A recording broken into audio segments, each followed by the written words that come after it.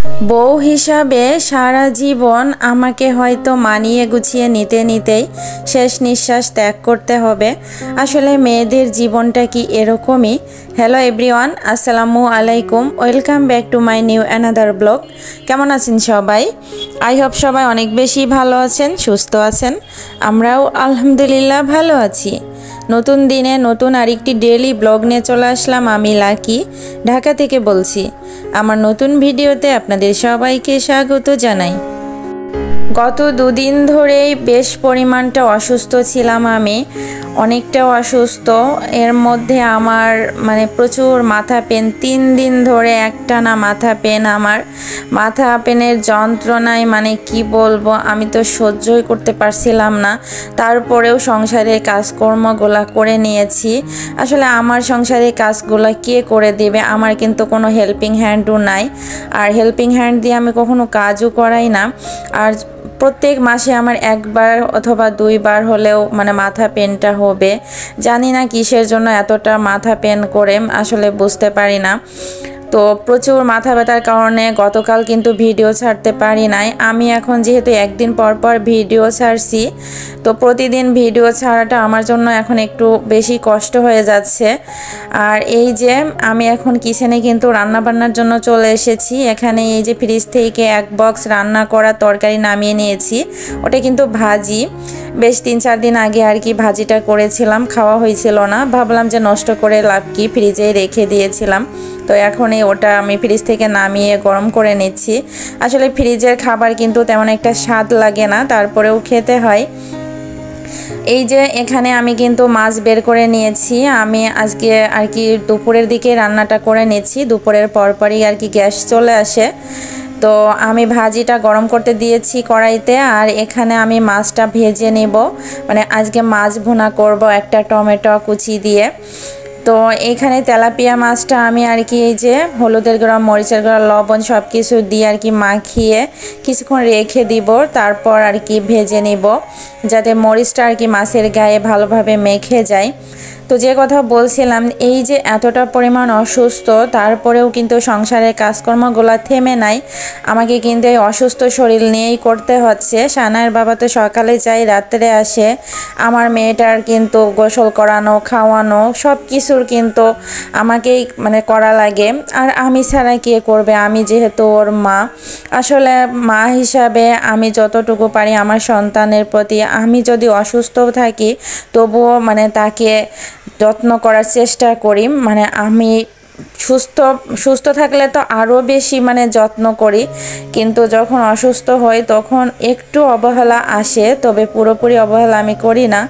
কারণ যতক্ষণ পর্যন্ত আমার নিঃশ্বাস থাকবে, যতদিন পর্যন্ত নিঃশ্বাস থাকবে, আসলে মেয়েদের জীবনটা না অন্যরকম। বিয়ের পরের জীবনটা কেমন যেন জানি। যাই হোক, বাবার ঘরে যখন ছিলাম অনেক আদরে যত্নে ছিলাম, কিন্তু শ্বশুর বাড়িতে আসার পরে একটা নতুন পরিবেশের সাথে মেয়েদেরকে মানিয়ে চলতে হয়। আমিও কিন্তু ওরকম নতুন একটা পরিবেশে এসে মানিয়ে চলার চেষ্টা করেছি। তারপরেও শ্বশুর বাড়ি থেকে অনেকের অনেক কথা কিন্তু শুনে এসেছি, সেটা শাশুড়ি হোক বা ননদ হোক, শ্বশুর বাড়ি থেকে নাকি কথা শুনতে হয়, এটাই অনেকে বলে। কিন্তু দোষ না করার পরেও যদি শ্বশুর বাড়ি থেকে কথা শুনতে হয়, তাহলে কিন্তু একটা মেয়ের জন্য খুবই কষ্ট হয়ে যায়। ভিডিওর এ পর্যায়ে সবার কাছ থেকে একটা লাইক চেয়ে নিচ্ছি। প্লিজ একটা লাইক দিয়ে আমার ভিডিও কন্টিনিউ করবেন। আর আপনি যদি নতুন হয়ে থাকেন, অবশ্যই আমার চ্যানেলটি সাবস্ক্রাইব করে দিবেন। আর অলরেডি যারা সাবস্ক্রাইব করেছেন তাদেরকে অসংখ্য ধন্যবাদ জানাই। এই যে আজকেও কিন্তু আমি অনেকটা অসুস্থ ছিলাম। আমি পরপর 3 দিন যাবত একটানা কিন্তু অ্যান্টিবায়োটিক খাচ্ছি, তারপরে আমার মাথা পেনটা সারছিল না। তো এখন একটু ভালো আছি। তারপরে আমার চোখ টোক মুখ টুক একদম ফুলে গিয়েছে।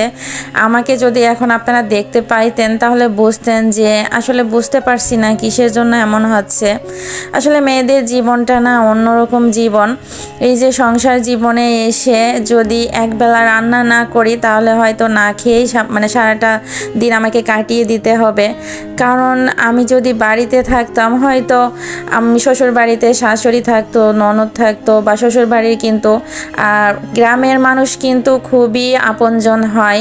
কি জন্য বলছি যে গ্রামে দেখবেন কোনো বাড়িতে যদি কোনো কিছু ঝামেলা হয় বা কেউ যদি অসুস্থ হয়, সবাই কিন্তু গ্রামের আশেপাশের মানে চারপাশের মানুষজন কিন্তু অর্থাৎ বাড়ির চারপাশের মানুষজন কিন্তু সবাই ছুটে আসে তাকে যত্ন করার জন্য, তাকে দেখার জন্য। কিন্তু শহরের বাসায় এই যে অসুস্থ হয়ে পড়ে থাকলেও কিন্তু কেউ দেখার নাই। এক ফ্ল্যাটে কি হচ্ছে আরেক ফ্ল্যাটের মানুষ কিন্তু সেটা বুঝতে পারে না, জানতেও পারে না। তো শহরের জীবনটা এরকমই আর কি। তো এর আগেও আমি একদিন রান্না করতে করতে হঠাৎ করে আমি মাথা ঘুরে পড়ে যাওয়া বলতে আমার কিন্তু চুলায় আগুন জ্বলছিল, মানে এরকম একটা অবস্থা হয়েছিল যে খুবই অবস্থা খারাপ হয়ে গিয়েছিল। আমার মেয়েটা তো তখন একদমই ছোট, আর বাসায়ও কেউ নাই। তো ওই অবস্থাতে আমি মানে খুব কষ্ট করে আমার মেন দরজাটা আমি খুলে আমার পাশের যে বাড়িওয়ালা আন্টিরা থাকে তো তাদের দরজায় আমি নক করছিলাম। যাই হোক অনেক অনেক অসুস্থ হয়ে পড়ছিলাম। এই যে বাসার মধ্যে যদি মরে পড়েও থাকি তাও দেখার কেউ নাই। আর একটা জিনিস মাঝে মধ্যে খুব মনে হয় যে দূরে আছি, যখন আত্মীয় স্বজন কেউ আসে তখন মনে হয় যে কি যে ভালো লাগে, কি যে শান্তি পাই। আর অনেক দিন হয়ে গেছে বাড়িতে যাওয়াও হয় না, মাঝে মধ্যে খুবই কষ্ট লাগে। তো ঈদে হয়তো বাড়িতে যাব, শ্বশুর বাড়িতে, বাবার বাড়িতে। এবার শীতেও যেতে পারি নাই, শীতে গেলে হয় অনেকেই গিয়েছে কিন্তু আমি যেতে পারি নাই। যাই হোক পরে কিন্তু অনেক আফসোস করছি, মানে এখনও অনেক আফসোস করি যে যেতে পারলাম না। যাই হোক ঈদ তো আবার এই যে তাড়াতাড়ি চলে আসছে, এজন্য আর এখন যাচ্ছি না, একবারে ঈদেই যাব। তো এখানে এই যে রান্নাটা আমি করে নিচ্ছি।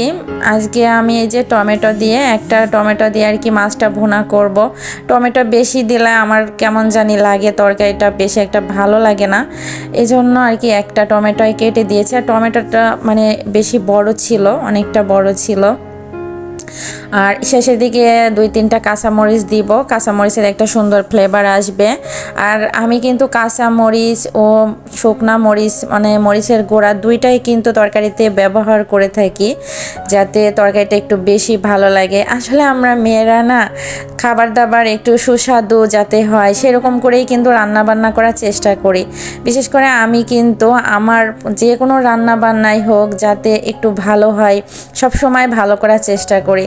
তারপরেও মাঝে মধ্যে সানার বাবা আমার রান্নার কিন্তু খুঁত ধরে, রান্নাটা এত যত্ন করে করি তারপরেও মাঝে মধ্যে বলে যে না ভালো লাগছে না, তোমার মন কোথায় ছিল। যাই হোক ওকে আমাকে রাগানোর জন্য কথাটা বলে কিনা নাকি একদম সত্যি সত্যি বলে, তবে তরকারি তো একদম কড়াইতে শেষ হয়ে যায়, কিন্তু আমার থেকে ও কিন্তু বেশি তরকারি খায়। যাই হোক ভালো না লাগলে অবশ্য শেষ হতো না, কিন্তু কখনো আমার সামনে সেই প্রশংসা মানে করতে চায় না। সুস্থ থাকি আর অসুস্থ থাকি না কেন এইভাবে সারাটি জীবন আমাকে মানিয়ে গুছিয়ে নিতে হবে। এই যে তরকারি যদি ভালো করেও রান্না করি, যদি বলে যে খারাপ হয়েছে, তারপরেও এই কথাগুলো শুনেই আর কি সারাটি জীবন কাটিয়ে দিতে হবে। আসলে মেয়েদের জীবন কি বড়ই না অদ্ভুত, তাই না? মা বাবা ভাই বোন সবাইকে আসলে মেয়েরা ছোটবেলা থেকে দেখেন বড় হয় কিন্তু বাবার ঘরে, দীর্ঘ 20 বছর 15 বছর 25 বছর বাবার ঘরে থাকে। বাপ মা আদর যত্ন করে মানুষ করে দেখেন যেখানে বাপ মা ভাই বোন সবাই মানে তার অনেক আপন, মানে রক্তের সম্পর্ক একটা, রক্তের সম্পর্ক ছেড়ে যখন একটা নতুন পরিবেশে শ্বশুরবাড়িতে আসে, শ্বশুরবাড়িতে তো কেউ রক্তের কেউ না। আর এই যে সে সারাটি জীবন একটা পরিবেশে বড় হলো মা বাবার কাছে থেকে, ভাই বোনের সাথে থেকে, অর্থাৎ দেখেন শেষের দিকে সারাটি জীবন স্বামীর সাথে তাকে কাটাতে হবে, যে স্বামী তার কোনো রক্তের কেউ না। আবার শ্বশুরবাড়ির শাশুড়ি শ্বশুর মানে এরা রক্তের কেউই না। যাই হোক অচেনা মানুষ, কিন্তু অচেনা মানুষদেরকে আবার আপন করে নিতে হয় সারাটি জীবন সেই শ্বশুরবাড়িতে, এবং মরণের পরেও শ্বশুরবাড়িতে কবর হয়। যাই হোক মেয়েদের জীবনগুলা এগুলা আসলে যখন গভীরভাবে চিন্তা করি যে আমি বড় হয়েছি আমার বাবার ঘরে, আর নতুন একটা পরিবেশে মানে নতুন জায়গাতে এসে যাকে কখনো চিনতাম না, আসলে আপনাদের ভাইয়ের সাথে তো আমার রিলেশন করেই বিয়ে। ওকে তো দীর্ঘ 4 বছর চেনা জানা হয়েই আর কি বিয়েটা করেছি। তারপরেও মনে হয় যে ও তো আমার রক্তের কেউ না। তো সারাটি জীবন যেখানে বড় হয়েছি, যে বাড়িতে বড় হয়েছি, সেই বাড়ি ছেড়ে নতুন একটা বাড়িতে আহ, তার সাথে থাকা হচ্ছে দিনের পর দিন। তো মেয়েরা আসলে সারা জীবন, এই যে মানুষ বলে যে পরকে আপন করে নিতে হয়, আসলে পর কি সব সময় আপনই হয়? আপন হয় না। কিন্তু আপন করে নিয়ে মানিয়ে গুছিয়ে নিয়েই এভাবে সারাটি জীবন মেয়েদেরকে কাটিয়ে দিতে হয়। তো আজকের মতো আমি আমার ভিডিওটা এখানেই শেষ করছি। তার আগে একটু বলে দিই, এই যে সানায়ের বাবা আর কি চিতই পিঠা ভেজানো খেতে চেয়েছে। তো আমি যে শখ করে আর কি বাইরে থেকে পিঠা কিনে নিতে এসেছি। তো বাইরে থেকে এই যে চাচা পিঠা বানিয়ে দিচ্ছে, নিয়ে গিয়ে আর কি ভিজিয়ে ওকে খাওয়াবো। তো আজকের মতো ভিডিওটা আমি এখানেই শেষ করছি। সবাই ভালো থাকবেন, সুস্থ থাকবেন, আর আমার জন্য দোয়া করবেন, আমার পরিবারের জন্য দোয়া করবেন। আল্লাহ হাফেজ, আসসালামু আলাইকুম।